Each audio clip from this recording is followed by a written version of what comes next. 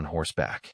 The retired military officer had excellent eyesight despite his 60 years, and something about the way the riders moved told him they were either in trouble or bringing trouble with them. When he recognized Marcus Whitfield, his former subordinate, Harrison's weathered face showed both surprise and concern. "Marcus," Harrison called out as the horse came to a stop near his fence. "What brings you to my humble village? And why do you look like you have been riding through hell?" Marcus dismounted carefully, his body stiff from 2 days of hard travel. He helped Charlotte down from the horse, and Harrison immediately noticed the quality of her clothing and the refined way she carried herself, despite her obvious exhaustion. "Colonel, I need to speak with you privately about a matter of extreme urgency. This is Princess Charlotte, and we are both in serious trouble." Harrison's eyes widened as he recognized the princess from formal portraits he had seen over the years. "Good God, Marcus, what have you done?" "What I had to do," Marcus replied firmly. "May we come inside? There are search parties looking for us, and we need shelter while we figure out our next move." Harrison looked around his small property, checking to see if any of his neighbors were watching. "Of course, come in quickly. We can discuss this inside where no one can overhear." Harrison's cottage was small but comfortable, filled with military memorabilia and books.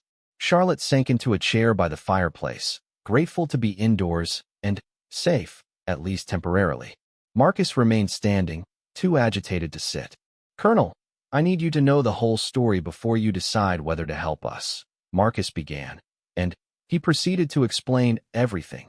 Charlotte's forced engagement, her confinement, the note she left, and his decision to help her escape. Harrison listened without interruption, occasionally glancing at Charlotte to gauge her reaction to Marcus's account. When Marcus finished, Harrison was quiet for several minutes before responding. "Marcus, in my 40 years of military service, I learned to recognize the difference between following orders and following conscience. What you have described sounds like a young woman being treated more like property than like a person with her own rights." Charlotte spoke up for the first time since entering the cottage. "Colonel Harrison, I want you to understand that I did not ask Marcus to risk his career and his life for me. He made that choice on his own, and I am grateful beyond words. But I also understand the position this puts you in." Harrison studied Charlotte's face, seeing intelligence and determination there, not the spoiled petulance he might have expected from a rebellious princess. "Your Highness, may I ask what you hope to accomplish by running away? Surely you understand that your father will never stop looking for you." "I hope to force my parents to understand that I would rather die than be married to a man I have never met for the sake of political convenience. I wanted them to see that I am a person with my own thoughts and feelings, not just a bargaining chip in international negotiations." Harrison nodded slowly. "And have you considered what you will do if they do not come to that understanding? If they choose to pursue you indefinitely rather than respect your wishes?" Charlotte and Marcus exchanged glances. "We have talked about leaving the kingdom permanently," Charlotte said. "Starting over in a place where my father's influence cannot reach us." "That is possible," Harrison said thoughtfully. "But it would mean giving up everything you have ever known. Are you both prepared for that level of sacrifice?" "We are," Marcus said without hesitation. "Colonel, we did not come here to ask you to solve our problems. We came to ask for your help in getting across the eastern border safely. After that, we will make our own way." Harrison stood up and walked to his window, looking out at the peaceful village where he had lived since his retirement. "There are things you both need to understand about what you are facing. By now, every border crossing is being watched. Your descriptions are being circulated to every guard post and customs station. Simply walking across the border is not going to be possible." "Then, what do you suggest?" Charlotte asked. Harrison turned back to face them. "There are unofficial crossing points used by smugglers and traders who prefer to avoid customs duties. I know of one such crossing about 30 miles east of here, through a mountain pass that is not regularly patrolled. But the journey is dangerous, and once you cross the border, you will be on your own in a foreign country with no money and no connections." Marcus had been thinking about this problem throughout their journey. "I have some savings, and Charlotte brought jewelry that can be sold. We can survive long enough to find work and establish new identities." "Work doing what?" Harrison asked bluntly. "Marcus, You are a trained soldier and guard. But in a foreign country, no one will hire you for security work without references they can verify. Charlotte, you have been educated as a princess, but you have no practical skills that translate to earning a living. The harsh reality of their situation hit both Charlotte and Marcus forcefully. They had been so focused on escaping that they had not fully considered the practical challenges of building a new life from nothing. Are you saying we should give up? Charlotte asked quietly. I am saying you should understand exactly what you are choosing, Harrison replied. Freedom often comes at a price higher than people expect to pay. That evening, as Harrison prepared a simple meal for his unexpected guests, riders arrived in the village asking questions about two travelers. Harrison watched from his window as Captain Reynolds himself spoke with the village mayor, showing portraits of Marcus and Charlotte to several residents. They are closer than I hoped, Harrison told Marcus quietly. Captain Reynolds is thorough, and he has enough men to search every building in the village if necessary. Marcus looked out the window and saw at least 20 mounted soldiers spreading out through the village. We need to leave tonight, even if it means traveling in the dark. Not necessarily, Harrison said thoughtfully. I have an idea, but it will require trust and courage from both of you. Harrison's plan was audacious and risky. He would go out to meet Captain Reynolds personally, as befitted his status as a retired colonel, and offer to help with the search. During their conversation, he would mention that he had seen two riders matching their description heading south toward the main road, away from the village. This false information might buy them enough time to escape while the search parties were redirected. But what if Captain Reynolds does not believe you? Charlotte asked. Reynolds served under me briefly early in his career, Harrison replied. He respects my military record, and he has no reason to suspect that I would lie to him. The story will be believable because it is exactly what he expects to hear. Two fugitives trying to reach the nearest border as quickly as possible. While Harrison implemented his deception, Marcus and Charlotte hid in the cottage's root cellar, a small underground storage room that Harrison used for preserving vegetables. The space was cramped and dark, but it was completely hidden from view. From their hiding place, they could hear voices in the cottage above as Harrison returned with Captain Reynolds and two other soldiers. Harrison was providing them with detailed maps of the area and discussing the most likely routes the fugitives might have taken. Colonel, they heard Captain Reynolds say, I appreciate your cooperation in this matter. Princess Charlotte's disappearance has created a diplomatic crisis, and we need to resolve it quickly. Of course, Harrison replied. I must say, I am surprised that Princess Charlotte would take such drastic action. She always seemed like a reasonable young woman. She has fallen under the influence of someone who filled her head with romantic nonsense about choosing her own destiny, Captain Reynolds said bitterly. Marcus Whitfield has betrayed his oath and corrupted a member of the royal family with his misguided ideas about love. In the root cellar, Marcus felt anger rising at Captain Reynolds's characterization of their relationship, but Charlotte took his hand and squeezed it, reminding him to stay silent. Harrison's voice remained neutral as he continued the conversation. Well, I hope you find them before they do something even more foolish. Young people often make poor decisions when they think they are in love. After what seemed like hours, the soldiers finally left the cottage.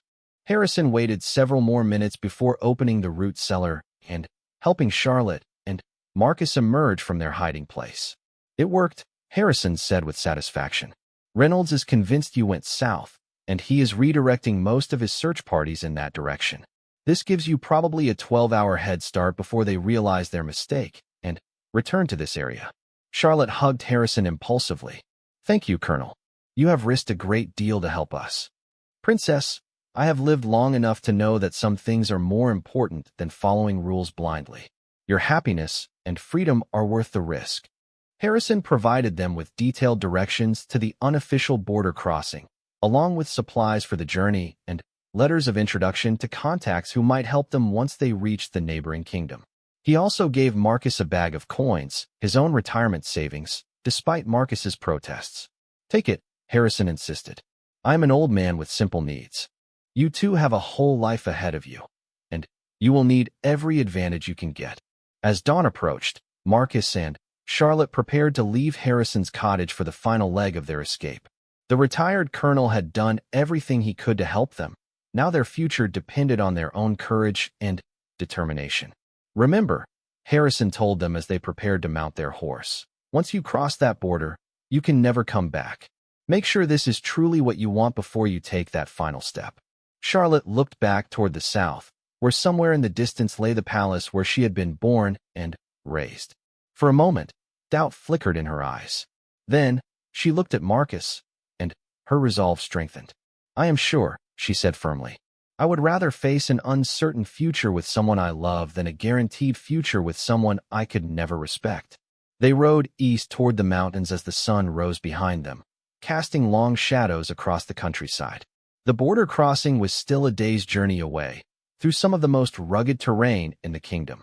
But, for the first time since their escape began, they felt genuinely hopeful about their chances. Behind them, Captain Reynolds was discovering that his search of the southern roads had turned up no trace of the fugitives. By midday, he would realize he had been deceived and would begin retracing his steps. But, by then, Marcus and Charlotte would be deep in the mountains, following paths that only smugglers and fugitives knew. The border crossing, when they finally reached it late the next day, was nothing more than a narrow gap between two mountain peaks, unmarked by any official signs or guard posts. On one side lay the kingdom where Charlotte had been born a princess. On the other lay a foreign land where she would become simply Charlotte, a young woman in love with a former soldier named Marcus. They dismounted and stood at the invisible line that marked the boundary between their old life and their new one. Charlotte took Marcus's hand, and together they walked across the border into exile. 3 days later, back at the palace, King Frederick received a letter that had been delivered by an unknown messenger. The letter was in Charlotte's handwriting, and it was brief but definitive. "Father, by the time you read this, Marcus and I will be beyond your reach. I am sorry for the embarrassment this has caused, but I am not sorry for choosing love over duty. I hope someday you will understand that forcing someone into marriage against their will is not protecting them, it is destroying them. I will always love you and Mother, but I cannot live the life you planned for me. Please do not waste more resources trying to find us. We are gone forever. Your daughter, Charlotte." King Frederick crumpled the letter in his fist, his face red with rage and grief. Prince Leopold had already departed in fury, the diplomatic alliance in ruins. The scandal was spreading throughout the kingdom and beyond, just as the Queen had predicted. But somewhere beyond the eastern mountains, in a small village where no one knew their real names, Charlotte and Marcus were beginning to build the life they had chosen. It was not easy.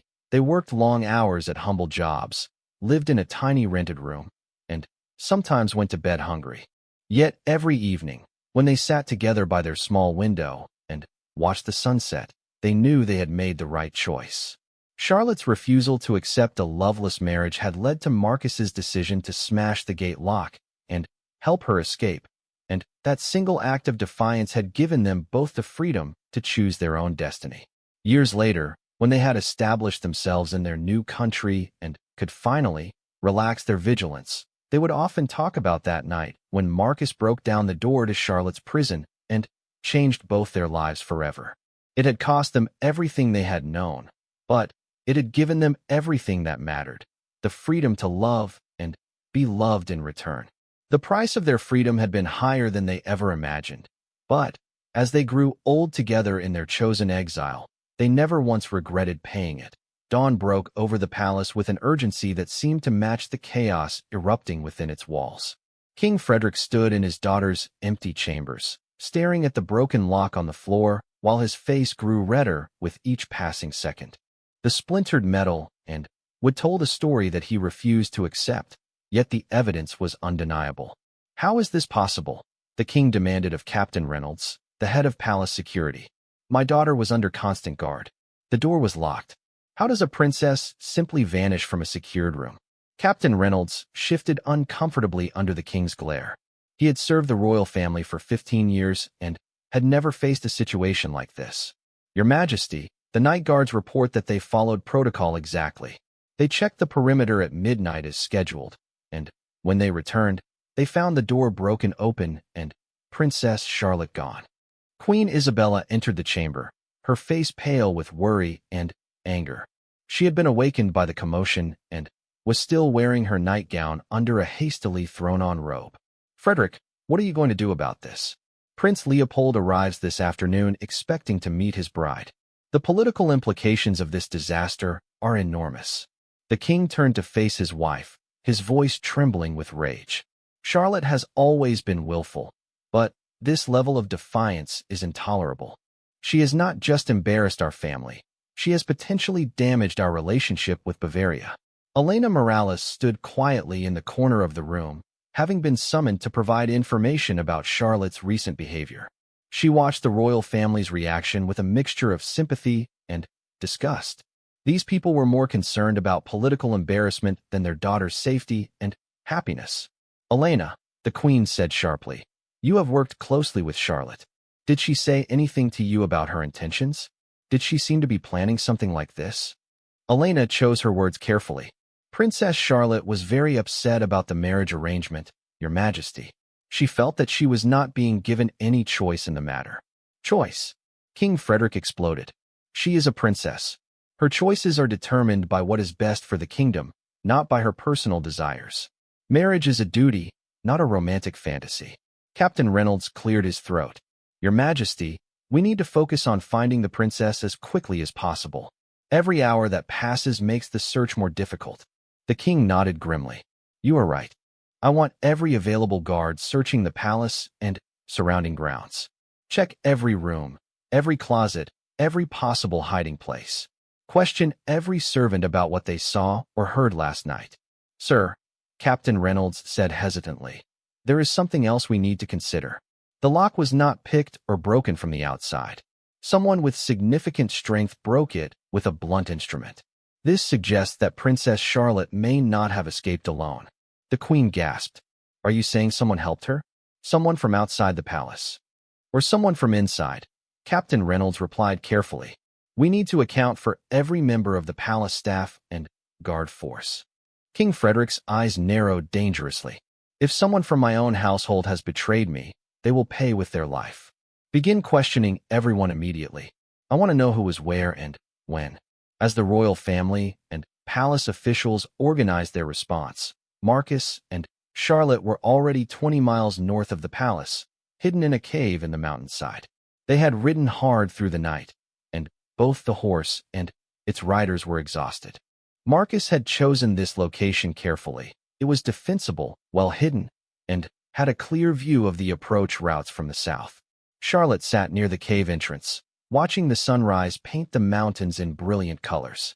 She had never seen the kingdom from this perspective before, and, despite their dangerous situation, she felt a sense of wonder at the beauty of the landscape beyond the palace walls. How long do you think it will take them to organize a search? Charlotte asked as Marcus tended to their horse. Not long, Marcus replied grimly. Captain Reynolds is competent, and the king will want results quickly. They will probably have search parties out by midday. Charlotte nodded, understanding the reality of their situation. Marcus, I need you to know that I am not naive about what we have done. I understand that we can never go back to our old lives. But I also understand that the alternative was a living death for me. Marcus sat down beside Charlotte at the cave entrance. I have been thinking about our options. My former commanding officer, Colonel Harrison, lives in a village about 50 miles north of here. He is a good man who understands the difference between loyalty to the crown and blind obedience. If we can reach him, he might be able to help us get safely out of the kingdom. And then what? Charlotte asked. We cannot run forever, and, eventually, they will find us. Marcus took Charlotte's hand. There are other kingdoms where we could start over. Places where your father's influence does not reach. It will not be an easy life. But we will be free to make our own choices. Back at the palace, the search was intensifying. Captain Reynolds had organized teams to search different areas. One group searching the palace and immediate grounds, another checking the villages and roads leading away from the palace, and a third questioning everyone who had been on duty the previous night. The questioning of the guards revealed something interesting. Marcus Whitfield, one of the most experienced and trusted guards, had not reported to his quarters after his shift ended. His room was empty, and his personal belongings were gone. Marcus Whitfield, Captain Reynolds said to King Frederick. 12 years of exemplary service. Never a single mark against his record. If he is involved in this, it suggests that Princess Charlotte's feelings may have influenced someone she trusted. The king's face grew even darker. Whitfield was often assigned to patrol near Charlotte's quarters. Are you suggesting that my daughter and a common guard developed some kind of inappropriate relationship? I am suggesting that we need to consider all possibilities, Your Majesty. If Whitfield helped Princess Charlotte escape, he would know our security procedures and the best routes to avoid detection. Queen Isabella sank into a chair, overwhelmed by the implications. The scandal will be enormous. A princess running away with a guard is the stuff of romantic novels, not royal reality. The newspapers will have a field day with this story.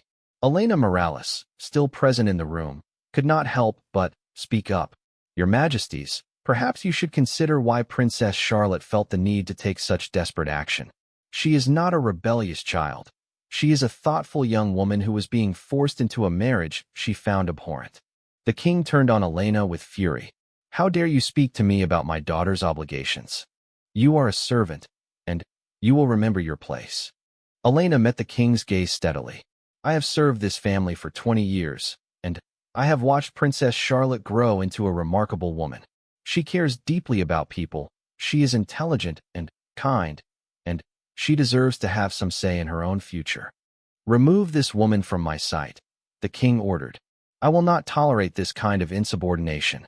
Captain Reynolds gestured for Elena to leave, but as she walked toward the door, she turned back. Marcus Whitfield is a good man, Your Majesty.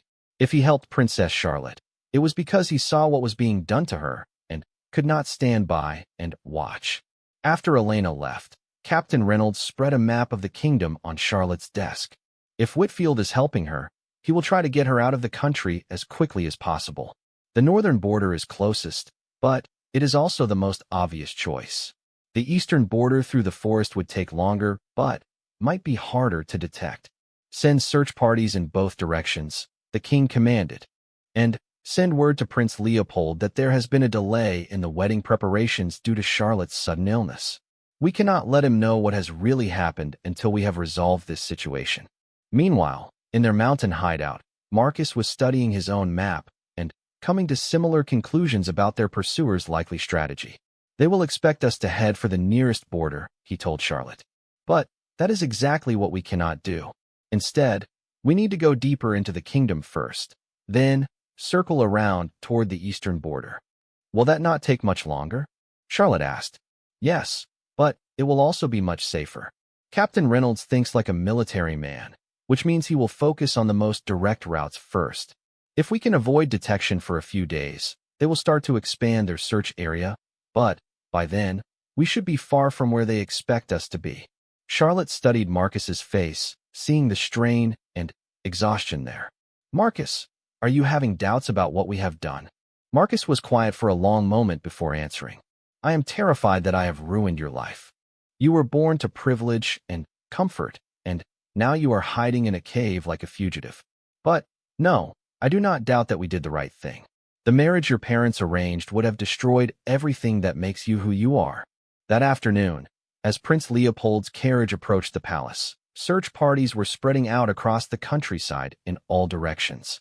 The prince was a man in his 40s, portly and pompous, who saw marriage to Charlotte as a stepping stone to greater political influence. He had never met Charlotte, but her reputation for beauty and intelligence was well known. King Frederick greeted Prince Leopold with forced cheerfulness, desperately trying to maintain the pretense that everything was proceeding according to plan. Prince Leopold, welcome to our kingdom. I trust your journey was comfortable. Indeed it was, Your Majesty. I am eager to meet my bride and discuss the wedding arrangements.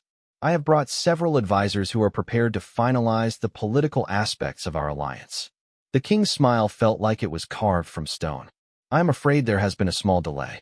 Charlotte has taken ill suddenly, and the physicians have advised rest before any formal meetings. Prince Leopold frowned. Nothing serious, I hope. I have a schedule to maintain, and my advisors in Bavaria are expecting regular reports on our progress. Nothing that a few days of rest will not cure, the king assured him. while internally cursing his daughter's timing. In the meantime, perhaps you would like to tour our kingdom and meet with our ministers to discuss the alliance terms? Back in the mountains, Marcus and Charlotte were preparing to move again. They had rested during the hottest part of the day, but now they needed to put more distance between themselves and the palace before night fell. How far can we travel before we need to stop again? Charlotte asked as Marcus saddled their horse. If we push hard, we can reach Colonel Harrison's village by tomorrow night. But it will be a difficult journey, and we will need to avoid the main roads completely. Charlotte nodded, understanding the challenges ahead. Marcus, when we reach your friend's village, what will you tell him about our situation? The truth, Marcus replied simply. Colonel Harrison fought in the border wars 20 years ago. He understands that sometimes honor requires defying orders. I believe he will help us if I explain what happened. They set out again as the sun began to set, traveling through forest paths and mountain trails that Marcus remembered from his military training exercises years earlier. The terrain was rough, and Charlotte was not accustomed to such demanding travel, but she endured the discomfort without complaint. As they rode through the darkening forest, they could see lights in the distance marking villages and towns where search parties might be asking questions about two travelers.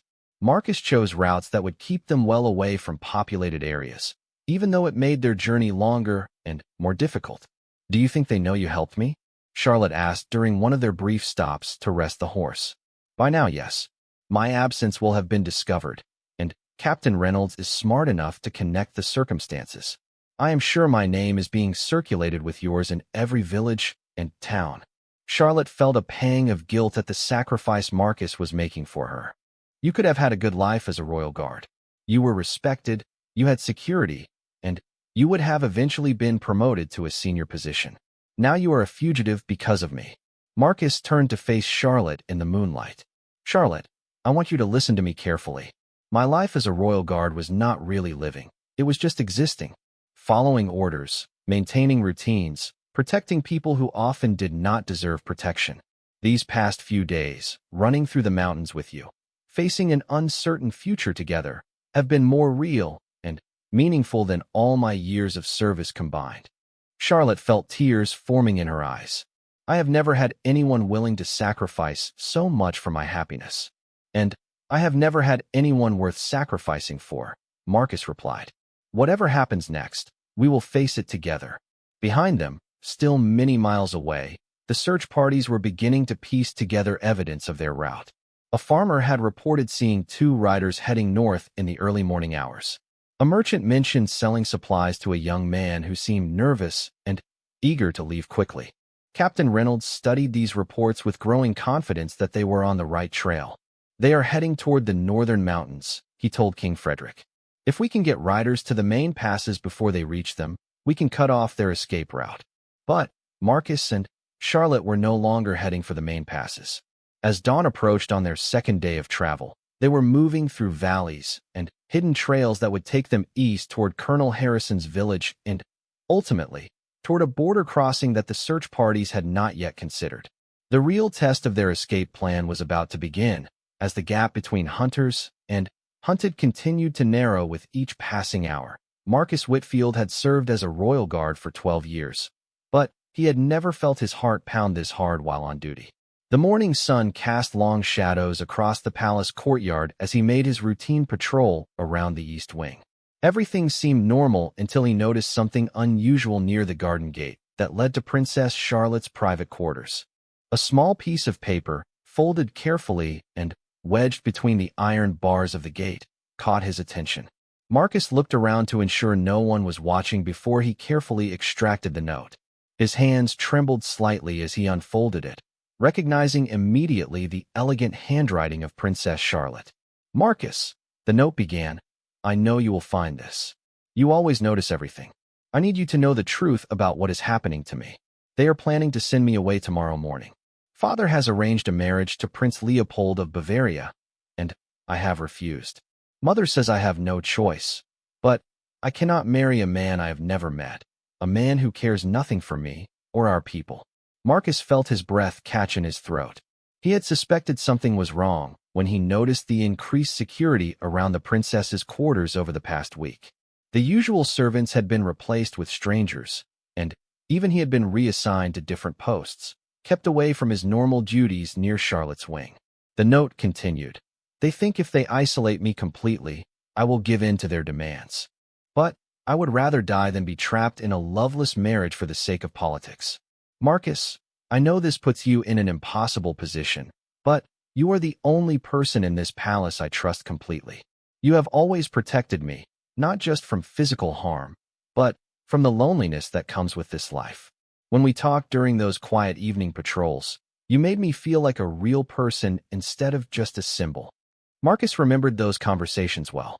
Over the past 2 years, their relationship had grown from professional courtesy to genuine friendship, and, recently, to something much deeper. They had never spoken of their feelings directly, but the connection between them was undeniable. Charlotte was intelligent, kind, and passionate about helping the common people. She was nothing like the spoiled princess the newspapers sometimes portrayed her as. "I am writing this because tomorrow, when they come to take me to Bavaria, I will not go willingly. I need you to know that whatever happens, these past years knowing you have been the happiest of my life. You showed me what real love could be, even though we could never speak of it openly. If something happens to me, remember that I chose my path. I refuse to let them control my life completely, even if it costs me everything." The note was signed simply, "With all my love, Charlotte." Marcus read the note 3 times, each reading making his anger grow stronger. He had sworn an oath to protect the royal family. But what did that mean when the family was destroying itself? Charlotte was being treated like a prisoner, forced into a marriage that would make her miserable for the sake of international relations. He folded the note carefully and placed it in his uniform pocket. His mind raced as he tried to think of what to do. Going to the king or queen was pointless. They were the ones orchestrating this whole situation. Speaking to his commanding officer would likely result in his immediate dismissal and Charlotte's further isolation. As Marcus continued his patrol, he noticed more signs that something major was happening. Additional guards had been posted at every exit from the palace. Royal carriages were being prepared in the main courtyard, and he overheard 2 senior guards discussing travel arrangements to Bavaria. The pieces were falling into place, and Marcus realized that Charlotte's note was not just a cry for help, but possibly a goodbye. The rest of his shift passed in a blur. Marcus went through the motions of his duties while his mind worked frantically to come up with a plan. He knew the palace layout better than almost anyone after 12 years of service. He understood the guard rotations, the weak points in security, and, most importantly, he knew which guards he could trust and which ones were completely loyal to the royal family's political games. When his shift ended that evening, Marcus did not go home to his small apartment in the village as usual. Instead, he made his way to the servants' quarters and sought out Elena Morales, the head housekeeper who had worked in the palace for over 20 years. Elena had always been kind to Marcus, and, more importantly, she genuinely cared about Charlotte's well-being. "Elena," Marcus said quietly when he found her organizing linens in the supply room, "I need to ask you something, and I need you to be completely honest with me. What do you know about Princess Charlotte's situation?" Elena looked around nervously before closing the door to the supply room. "Marcus, you should not be asking these questions. There are things happening that are beyond our control." "I know about the marriage arrangement," Marcus said. "I know they are planning to take her to Bavaria tomorrow. What I need to know is whether she is being held against her will." Elena's face showed her internal struggle. She had served the royal family faithfully for decades, but she had also watched Charlotte grow up from a child into a remarkable young woman. "The princess has not left her quarters in 3 days," Elena finally admitted. "Her meals are being delivered by guards instead of her usual servants. When I tried to bring her some fresh flowers yesterday, I was turned away at her door." Marcus felt his suspicions confirmed. "Elena, I need to ask you to do something that might put your job at risk. Can you get me the schedule for the guards assigned to Charlotte's quarters tonight?" "Marcus, what are you planning? This could be treason." "What they are doing to Charlotte is the real treason," Marcus replied firmly. "She is being treated like a prisoner for refusing to sacrifice her life for politics. I took an oath to protect the royal family, and that includes protecting Charlotte from those who would harm her, even if they are her own parents." Elena studied Marcus's face for a long moment.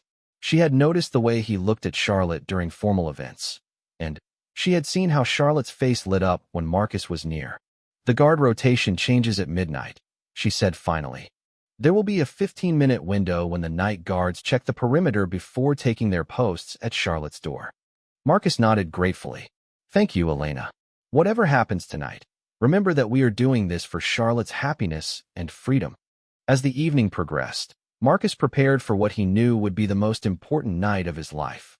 He gathered a few essential supplies, a small bag with food and water, a map of the surrounding countryside, and some money he had saved over the years. He also wrote a letter explaining his actions, addressing it to his commanding officer. At 11:30 that night, Marcus positioned himself near the east wing of the palace.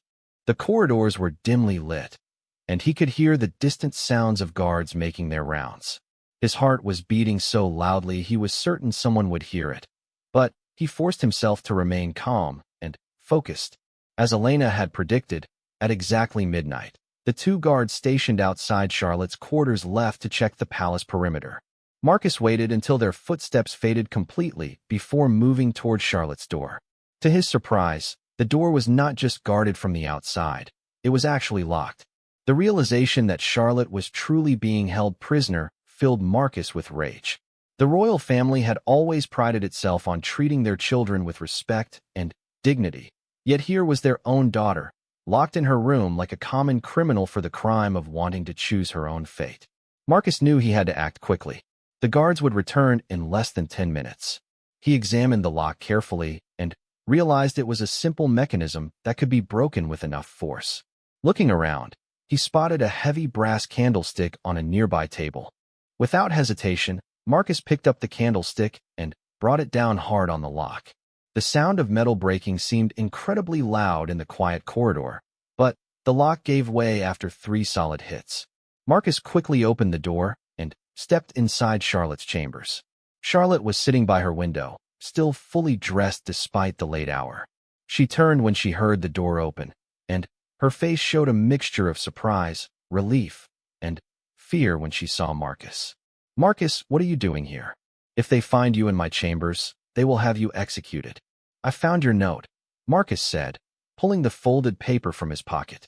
"I could not let them take you away to a life you do not want." Charlotte stood up and walked toward him, tears beginning to form in her eyes. "I wrote that note hoping you would understand why I had to refuse their demands. I never expected you to risk everything for me. Charlotte, these past 2 years have been the most meaningful of my life because of our friendship, because of our conversations, because of the way you see the world and want to make it better. I cannot stand by and watch them destroy your spirit for the sake of political convenience. But what can we do? Even if we leave the palace tonight, they will hunt us down. My father will not tolerate this kind of defiance." Marcus had thought about this problem for hours. "There is a way, but it will require us to leave everything behind and start a completely new life. I have contacts in the northern provinces, people who owe me favors from my time in military service before I became a royal guard. We can disappear, at least temporarily, until we figure out a more permanent solution." Charlotte looked out her window at the palace grounds she had known all her life. "If I leave with you tonight, there will be no going back.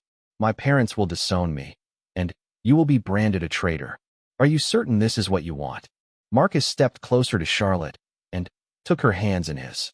"I have never been more certain of anything in my life. I would rather spend my days as a common man with you than continue living this lie where we pretend our feelings do not exist." For the first time in days, Charlotte smiled genuinely. "Then, we should go before the guards return." Charlotte quickly gathered a few essential items, some jewelry that could be sold if necessary, a warm cloak, and a small portrait of her grandmother, the only family member who had ever encouraged her to follow her heart. Marcus helped her pack everything into a small bag that would be easy to carry. As they prepared to leave, Marcus explained his plan. They would exit through the garden gate where Charlotte had left her note, make their way to the stables where Marcus had already prepared a horse, and ride north toward the mountains before dawn. From there, they would travel to a small village where Marcus's former military commander lived in retirement. "Are you ready?"